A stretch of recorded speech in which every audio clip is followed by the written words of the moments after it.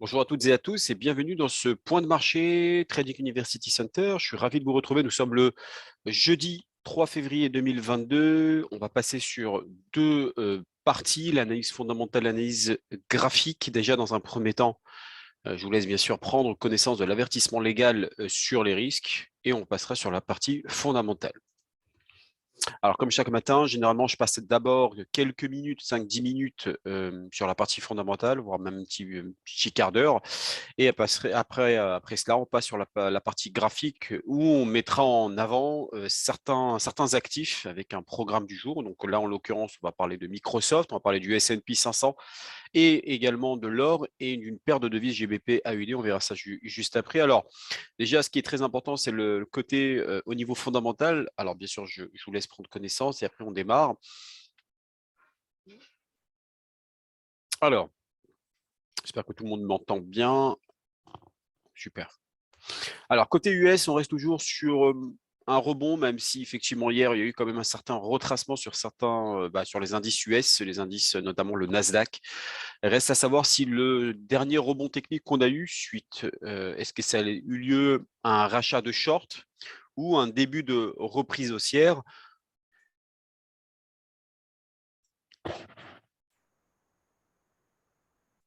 En tout cas, on est vraiment sur des niveaux clés. Actuellement, on a retracé entre 50 et 61,8% des retracements de Fibonacci. En Europe comme outre-Atlantique, en tout cas pas pour autant, les incertitudes n'ont pas disparu. Vraiment, en tout cas, l'indice, notamment l'indice de l'énergie, qui s'établit quand même à un pic inédit hier. On a quand même eu, je trouve, une séance un peu en dents de scie, notamment la partie énergétique, où le pétrole a fortement grimpé avec cette très belle impulsion haussière et puis dans la foulée a totalement retracé, a couvert tout simplement cette bougie haussière que nous pourrions voir par la suite. En tout cas, ce qui a illustré très clairement les incertitudes des investisseurs sur la position à adopter face au marché. En amont, vous le savez maintenant, les hausses des taux d'intérêt que devrait opérer la Fed, la perspective du relèvement des taux d'intérêt par la Fed qui est attendue en mars, de même que la fin des achats d'obligations de la Banque centrale, a quand même rendu le marché assez volatile, voire nerveux. Globalement, vous avez un indice qui est l'indice de volatilité qui s'appelle le VIX, certains l'appellent l'indice de la peur, qui est en train de retomber, mais on reste quand même sur des niveaux assez élevés, ce qui montre que le marché n'est pas totalement rassuré. D'un autre côté, les investisseurs tentent quand même de se positionner de manière adéquate, une démarche compliquée par l'impact économique persistant de la pandémie du coronavirus et bien sûr par les tensions aussi géopolitiques à propos de l'Ukraine. Et dans la foulée, on a quand même eu, comme je vous le disais avant-hier, de surveiller la publication de l'indice, donc l'ISM manufacturier, des PMI manufacturiers. Et les données ont montré tout simplement une forte décélération de la croissance de l'activité manufacturière en janvier aux États-Unis. Donc là, pareil, hein, des opérateurs qui commencent aussi à s'inquiéter sur les perspectives de croissance à venir pour 2022. Enfin, on a quand même une fois tenté de rassurer les opérateurs, puisque le président de la Réserve fédérale américaine, pardon, pas d'américaine, plutôt de Philadelphie, Patrick Harker, a déclaré qu'il pourrait être approprié pour la Fed de relever ses taux d'intérêt à 4 reprises cette année, tandis que son homologue d'Atlanta, Raphaël Bostic, a souligné que la Banque centrale devrait agir bientôt pour contrôler l'inflation. Globalement, on sait qu'elle doit agir assez rapidement. Ce sera à partir du mois de mars. Maintenant, toute la question est de savoir si la Fed va procéder à une hausse de 50 points de base. En tout cas, actuellement, ce n'est pas le scénario qui est privilégié, mais ce soit les banques ou certains économistes, on fera bien sûr le point sur la partie macro tout à l'heure.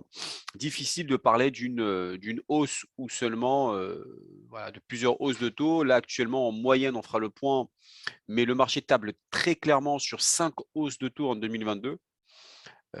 Si on regarde un petit peu les différentes banques, la banque la moins agressive table tout simplement sur 4 hausses de taux Et au contraire, les banques les plus agressives, elles, tablent plutôt sur 6, voire même 7 hausses de taux en 2022.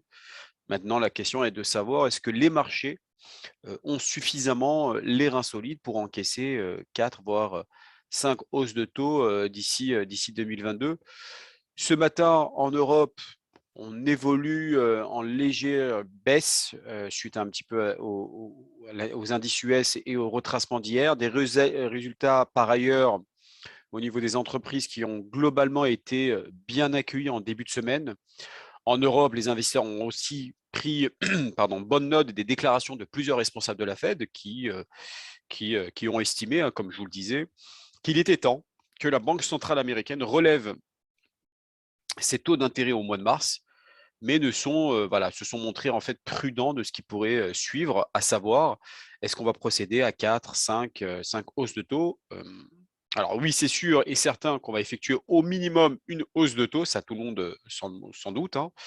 Maintenant, est-ce qu'ils sont montrés un peu plus prudents, disant on verra, est-ce que ça sera pour donner, est-ce que l'inflation va plus ou moins évoluer? Forcément, vous doutez bien que la Fed devra procéder à un tour de vis et de nouveau donc mettre en place une deuxième hausse de taux, voire une troisième hausse de taux et pourquoi pas une quatrième. On a quand même des résultats d'Alphabet, donc la société mère de Google, qui ont propulsé le Nasdaq sur des futurs, puisque actuellement, Alphabet, donc Google a bien clôturé dans les derniers échanges, puisqu'elle a gagné quasiment 10% dans les derniers échanges, grâce notamment à l'annonce d'un chiffre d'affaires record, ce qui offre quand même toujours un soutien à la tendance haussière. Donc là, on verra tout à l'heure sur la partie technique, notamment au niveau de l'indice de référence du S&P 500. Donc là, en réalité, je vois mal on a des rachats de short, que les investisseurs payent les bons résultats. Donc, vous avez eu donc Google, donc Alphabet, Nvidia, et pourquoi pas, donc on a eu Meta aussi.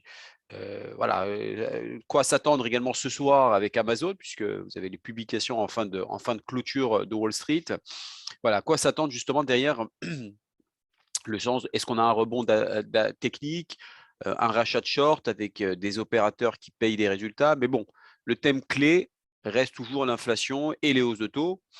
Donc, une fois que les investisseurs ont dû digérer un petit peu les annonces, pour vous dire que si on revient de nouveau sur les perspectives et le resserrement monétaire à venir, je pense qu'on aura un Nasdaq, voilà, une nouvelle fois décroché, mais ça paraît peu probable, en tout cas dans l'état actuel des choses, que les indices américains inscrivent de nouveaux records. Enfin, l'inflation en zone euro ressort en première estimation quand même à 5,1% en janvier sur un an contre 5% en décembre, à savoir que le consensus tablait quand même sur 4,4%, on est ressenti à 5,1% sur un mois, l'inflation donc à 0,3% et hors énergie et alimentation, l'inflation, elle, ressort à 2,25% sur un an, après 2,7% en décembre. Donc, très clairement, hâte de voir le discours cet après-midi de Christine Lagarde, la présidente de la BCE, même si je pense que c'est un non-événement. Toutefois, est-ce qu'elle va continuer à pratiquer la politique de l'autruche? L'inflation est-elle un phénomène transitoire? Alors, c'est vrai que ça fait maintenant 6 mois qu'on nous bassine que l'inflation est transitoire. Finalement, Jérôme Powell, il y a quelques mois, a fait un peu marche arrière, montré un peu un aveu de faiblesse. Et là, on a quand même un sentiment très clairement que l'inflation est un phénomène transitoire qui dure et que les banques centrales essayent de gagner du temps en disant que ça va retomber sous les objectifs fixés par la BCE, à savoir inférieur à 2, voire même égal à 2%. Mais dans ce contexte actuel, l'inflation continue de grimper. Donc normalement, aujourd'hui, je ne m'attends pas beaucoup d'annonces de la part de la BCE. Mais suite un petit peu au dernier chiffre de l'inflation, est-ce qu'elle va adopter peut-être un discours un peu plus hawkish, hein, comme ce fut le cas avec notamment le président de la Fed, Jérôme Powell, et auquel cas actuellement la BCE a une politique ultra accommodante. Elle ne prévoit pas jusqu'à présent de réduction du bilan. Elle ne prévoit pas de hausse de taux. Donc voilà, c'est une des rares banques centrales aujourd'hui avec la Chine à adopter cette politique ultra accommodante. Voilà. Néanmoins, si on parle de réduction, sans parler de hausse de taux, réduction de bilan, là, pareil, ça pourrait une nouvelle fois faire un petit peu chahuter les marchés, voire les même faire bousculer un peu les marchés, d'avoir des vraies turbulences. Donc, un discours important à suivre cet après-midi avec notamment celui de la Banque d'Angleterre ce matin. Côté macro, je voulais vous parler effectivement de la cycle et des hausses de taux de la performance du S&P 500. Bien entendu, ça, c'est des cycles sur du long terme. Mais ouais, vous pouvez remonter depuis 1983. Alors, c'est un graphique que vous pouvez bien sûr retrouver sur Internet de Morningstar. C'est intéressant de voir un petit peu tous ces mouvements. À court terme, on peut avoir des mouvements brusques, erratiques, voire même accidentels, comme ce qui s'est passé dernièrement. Globalement, ici, si on prend ce graphique du S&P 500 avec les différents hausses de taux, notamment à long terme, au moins sur une période de 2 voire 3 ans, on constate tout de même que le S&P enregistre des performances extrêmement positives, même, et c'est ça qui est intéressant, même lorsque la Fed augmente ses taux. Donc, ça sera durant cette période où la Fed a augmenté notamment le taux le S&P a pris tout simplement 20%, seulement 20%. Ici, vous avez 44%. Seulement là, vous avez 4%, 13%. La dernière en date, c'était 2005 à 2007. Voilà, vous avez 18% pour le S&P 500 ici, vous avez 28%, mais on a quand même eu un drawdown de 20%. Donc c'est vrai que lorsqu'on voit un petit peu le moyen long terme, notamment au niveau des cycles de hausse du S&P 500, effectivement, la bourse a pour vocation de monter sur du long terme, mais je n'explique pas, bien sûr, très clairement un accident de marché comme ce fut le cas en 2018. Et c'est ça qui est intéressant parce qu'on a quasiment des similitudes assez frappantes, déjà d'un point de vue technique, comme je vous le disais, que ce soit sur la divergence mensuelle avec un avalement baissier, et ça on le verra bien sûr sur la partie technique. Et ensuite en 2018, la Fed, vous vous souvenez, a procédé à 4 hausses de taux. Finalement, fin décembre, le marché est rentré en bear market.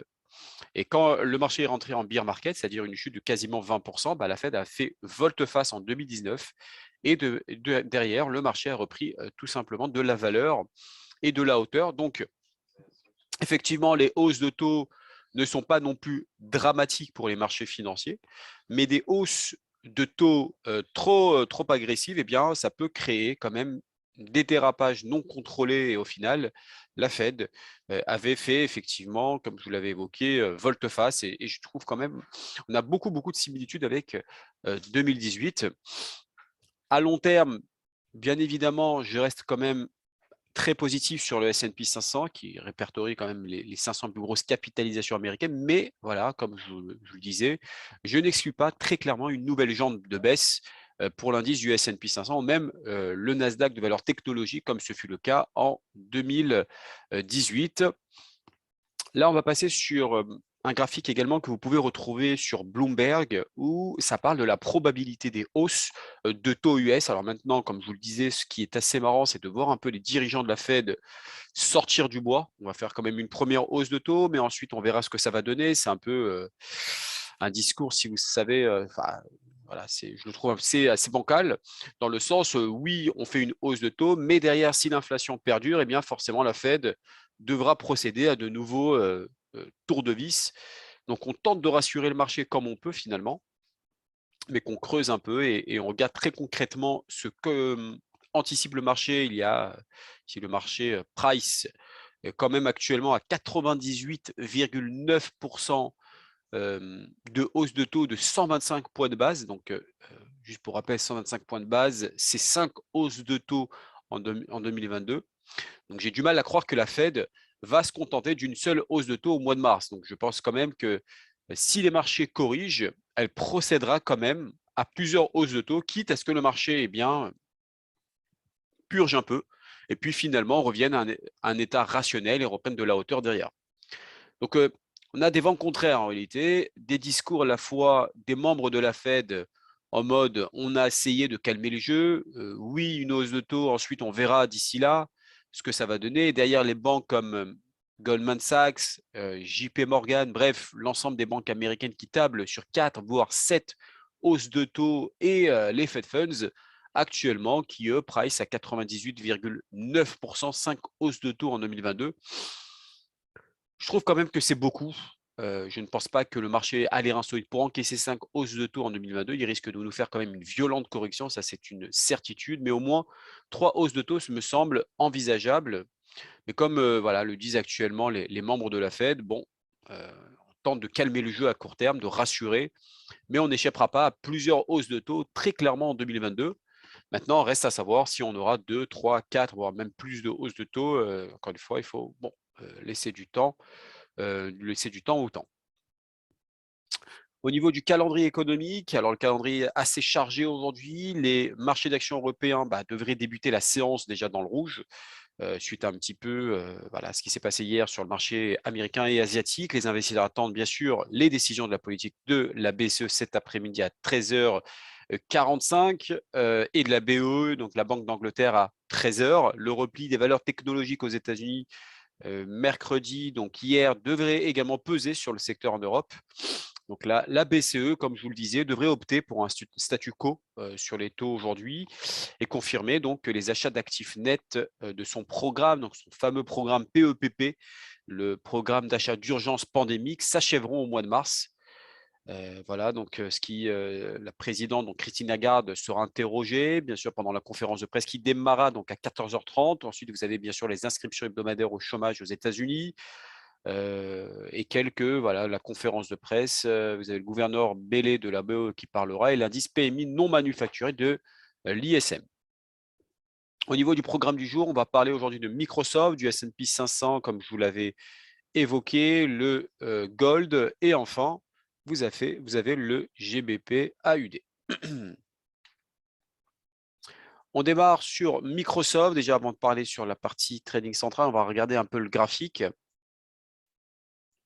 Alors, vous avez à gauche donc le graphique en mensuel.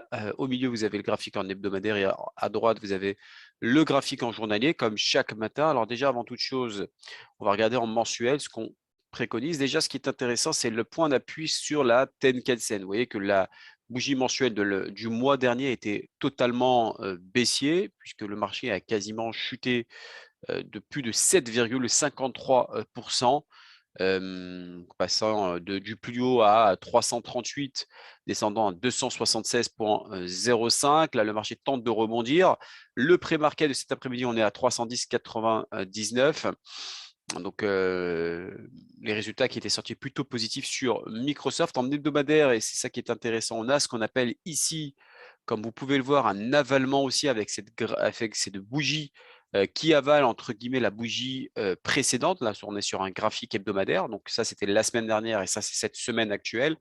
Juste un petit rappel de ce qu'est un avalement haussier. Vous avez effectivement une bougie qui avale, un peu comme vous l'avez dans ce schéma. Je vous le montre tout de suite. Donc là, vous avez effectivement déjà une continuation baissière. Vous avez exactement la même configuration. Vous avez l'avalement aussi avec cette bougie, comme vous l'avez ici. Et techniquement parlant et statistiquement parlant, le marché a tendance à accélérer derrière. La prochaine résistance, c'est ce niveau-là qui est estimé entre les 340 et 350.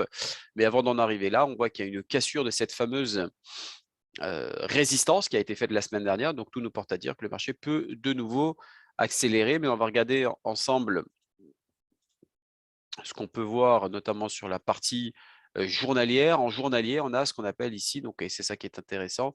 Déjà, dans un premier temps, vous avez un niveau de support qui a été tout testé ces derniers jours avec cette zone technique. Et là, on a ce qu'on appelle un V-bottom. Un V-bottom, vous voyez, vous avez une forme de V ici. Hein, pour tout vous dire, vous avez ça et vous avez ça. Donc, c'est une forme de V. Un V-bottom, il y a deux types de V-bottom. Je vous montre un petit peu les différents schémas. Donc, vous avez ce qu'on appelle…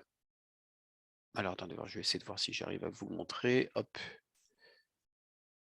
Voilà, donc vous avez deux types de V-bottom. Vous avez un V-bottom de retournement et vous avez un V-bottom de continuation. Là, en l'occurrence, il s'agit ici d'un V-bottom de retournement parce que le marché vient d'en haut, fait un V, donc pullback, et a un potentiel d'accélération, notamment en suivant un petit peu ce schéma que vous avez ici. Donc, pullback et retournement haussier. Pour déterminer un peu les objectifs, hein, comme je vous l'ai montré précédemment sur les schémas, c'est un peu comme vous avez ici, vous reportez exactement ce que vous avez à l'intérieur du V et vous le reportez au-dessus pour déterminer l'objectif. Donc, si vous faites la même chose sur le graphique, techniquement parlant, vous avez effectivement un niveau que vous pouvez chercher ici. Vous faites un copier-coller. Voici les niveaux qu'on peut aller chercher sur Microsoft. Hop, voilà. Donc, l'objectif, c'est d'aller chercher au moins les 330 $. On va regarder ce que préconise l'analyste Training Central. Je vous mets ça en avant. Hop, voilà. Training Central. Alors, on est sur un graphique en daily, c'est-à-dire que chaque bougie représente une journée de cotation. On a effectivement, on le voit ici, le V-bottom. Tant qu'on est au-dessus des 294, l'objectif 328, 337, mais 328, c'est déjà un objectif extrêmement intéressant. On va parler du S&P 500. Le S&P 500 qui a subi quand même quelques turbulences ces derniers temps. Le S&P 500, alors attendez, je vais essayer de voir si... Alors ça, c'est le Nasdaq. Je vais vous mettre tout de suite le S&P 500. Alors, le S&P 500 est là. On a effectivement ici, alors en mensuel, on a une divergence baissière ici. Alors, comment j'ai pu tracer mes retracements de Fibonacci? Donc, j'ai pris la vague baissière ici et ça m'a permis d'avoir les 127%, les 141% et les 200%. Là, le marché tente de repasser au-dessus des 200%. Maintenant, tout dépend un petit peu de la clôture mensuelle. Hein, on est en début de mois. Le mois précédent, il a tenté de briser, vous voyez, cette fameuse Tenkan-sen. Vous voyez, le graphique que vous aviez représente Tenkan-sen. Il faudrait que ça repasse au-dessus des 200% pour avoir une nouvelle accélération. Je reste quand même très optimiste sur cet indice, même si le marché devrait purger un petit peu ces très très belles accélérations en 2021. Donc tout dépend de savoir si les 4595 en hebdomadaire, voire en journalier, est relativement franchi. Ça, on va regarder ça sur unité de temps inférieure. Pour l'instant, le marché est bloqué sur cette zone des 200% à 4595. En revanche, si on passait en dessous de cette Tenkan-sen en mensuel, le marché pourrait repartir fortement à la baisse. Donc, d'où l'importance de patienter les fins de clôture mensuelle. On va regarder en hebdomadaire, donc le graphique que vous avez ici au milieu, que je vais vous agrandir. On a effectivement eu une divergence baissière qui a été confirmée notamment par rapport à cette chute, divergence baissière. Donc, les indicateurs qui sont l'indicateur qui est de plus en plus bas alors que vous avez le prix qui est de plus en plus haut. Donc, je vais vous montrer juste pour rappel, pour ceux qui ne suivent pas régulièrement, une divergence baissière, c'est ça. C'est lorsque vous avez un graphique, le pic qui va les pics qui vont de plus en plus haut, alors que l'indicateur va de plus en plus bas. Et généralement, on suit toujours l'indicateur quand vous avez une divergence baissière, comme vous l'avez ici. Et le marché a tendance à suivre cette dynamique-là. Alors, ce qui est intéressant, c'est que là, on est en train de franchir cette zone de résistance. Si on franchit en fin de semaine, donc en l'occurrence demain, on pourrait avoir ce qu'on appelle un pullback, donc un retournement sur cette ancienne résistance qui est devenue support et accélérer de nouveau. Donc là, le marché est reparti à la hausse. Tant qu'on reste au-dessus, ça reste haussier. On va regarder sur du journalier. Le journalier, pour l'instant, est donné à ce niveau-là. Donc, vous avez effectivement ici un biseau. Alors, attendez, ça, je vais vous le retirer. Hop. Donc là, vous avez une sorte de biseau ascendant. Hein. Généralement, lorsqu'on a un biseau ascendant, le marché a tendance à sortir par le bas, un peu comme vous l'avez dans ce schéma-là. Vous voyez, c'est un peu la même représentation que vous avez ici. Vous avez une résistance là, tendance haussière. Ça a cassé. Généralement, l'objectif, vous le reportez exactement ce que vous avez ici. Donc là, en l'occurrence, si vous reportez exactement l'objectif que vous avez ici, donc là, en l'occurrence, le support a bien été déterminé, l'objectif a été atteint. Donc, l'idée, c'est d'aller chercher cette zone-là, la zone de résistance que vous avez ici, en journalier. On va regarder ce que préconisent les analystes Trading Central sur le S&P 500 qui envisage toujours une hausse aux alentours des 4630 voire 4745 tant qu'on est au-dessus des 4490, à savoir qu'on est toujours sur un graphique d'hier à 22h28, donc graphique journalier 4630, 4745, tant qu'on est au-dessus. En revanche, si on passait en dessous des 4490, là, le marché pourrait s'inverser et repartir à la baisse. Le gold, l'or, Donc là, je vais vous montrer l'or. Alors, l'or est un petit peu au bord du gouffre et on va regarder ça ensemble. Assez paradoxal dans le sens où les métaux précieux sont plutôt bien orientés, excepté l'or qui a du mal un petit peu à repartir, qui consolide un peu comme ce qu'il faisait en 2021, qui a du mal encore à donner une certaine tendance. Alors c'est vrai que l'envolée du dollar américain n'a pas donné une certaine tendance haussière sur l'or. Donc ce qui est un petit peu plus inquiétant en mensuel, là, vous êtes sur un graphique mensuel, c'est le mois dernier, la clôture du mois dernier s'est faite juste en dessous, vous voyez, de cette Tenkan-sen ici que vous avez en bleu. Et statistiquement parlant, lorsqu'on repasse en dessous de cette Tenkan-sen, le marché a tendance à être attiré par la fameuse Kijun-sen aux alentours des 1765. Donc, je reste assez mitigé sur l'or suite à cette forte décélération de la semaine dernière avec la réunion de la Réserve fédérale américaine. Donc, on peut avoir effectivement une décélération sur l'or, ce qui peut pousser également l'argent métal également à la baisse. Donc à surveiller cette zone-là, donc là, le delta que vous avez entre le bleu et l'orange, donc la Tenkan et la Kijun-sen, en tout cas ça c'est du mensuel. En hebdomadaire, bon, un petit peu plus rassurant dans le sens où on est sur un support, on est sur ce qu'on appelle le triangle symétrique, on reste sur cette zone de support. Tant qu'on est à l'intérieur de ce fameux triangle, on reste à la hausse. En revanche, si on passait en dessous, donc à la fin de la semaine par exemple, alors là on peut aller chercher 1750, 1742, et là ça pourrait être un point d'achat intéressant. Et en journalier, ça tient sur ce niveau de support. La forte décélération de la semaine dernière, donc c'était la semaine dernière, c'était c'était la semaine dernière où il y a eu la réunion de la Réserve fédérale américaine, ce qui a poussé l'or à la baisse pour aller chercher ce niveau de support. On a encore un potentiel de hausse sur du court terme pour aller chercher les 1814, voire les 1816. En revanche, il faudra bien sûr surveiller les unités de temps supérieures. On va regarder ce que préconisent les analystes Trading Central qui envisagent toujours une hausse. La dernière analyse a été faite hier matin à 2h04. Tant qu'on est au-dessus des 1780, on reste toujours haussier aux alentours des 1830, voire 1850. Alors, savoir que c'est une analyse qui est faite toujours en daily. Donc, généralement, j'essaie de mettre en place les analyses qui sont faites sur du moyen long terme par Trading Central pour vous donner un ordre d'idée sur du moyen long terme que ce qu'il préconise. Donc, 1830, 1850, tant qu'on est au-dessus des 1780. Donc, il faudra vraiment surveiller cette zone de support aux alentours des 1780 pour voir si oui ou non le marché reparte à la baisse ou pas. Enfin, il y a un actif qui est, que j'ai trouvé assez intéressant, c'est le GBP AUD. GBP AUD, alors qui commence un petit peu à retracer, mais qui a donné une très très très forte impulsion haussière, qui a encore un potentiel de hausse. Alors déjà sur du moyen long terme, donc en mensuel. Alors, ce qui bloque pour l'instant l'accélération sur le GBP/AUD, c'est cette fameuse résistance que vous avez ici en rectangulaire qui s'appelle la Kijun en indicateur Ishimoku. Si on passait au-dessus de cette zone-là, le marché pourrait accélérer. Et ce qui est intéressant, c'est la bougie mensuelle de la semaine du mois dernier, où là, on a cassé cette zone rectangulaire que je vous ai tracée, qui est une zone de résistance. Et là, effectivement, le marché a encore un potentiel de hausse. Alors, c'est vrai que j'en ai parlé à d'autres investisseurs qui me disaient concernant cet actif et d'autres, on avait un potentiel de chercher d'abord cette Kijun-sen, bon, chose qui a été validée. Maintenant, oui, ça risque de bloquer. On va regarder en hebdomadaire, notamment grâce au Fibonacci, où là, j'ai tracé à partir de deux vagues, la vague haussière, vague baissière, ce qui m'a donné des retracements à 61,8%. C'est vraiment un impact chirurgical puisque la semaine dernière, ça a touché cette zone-là.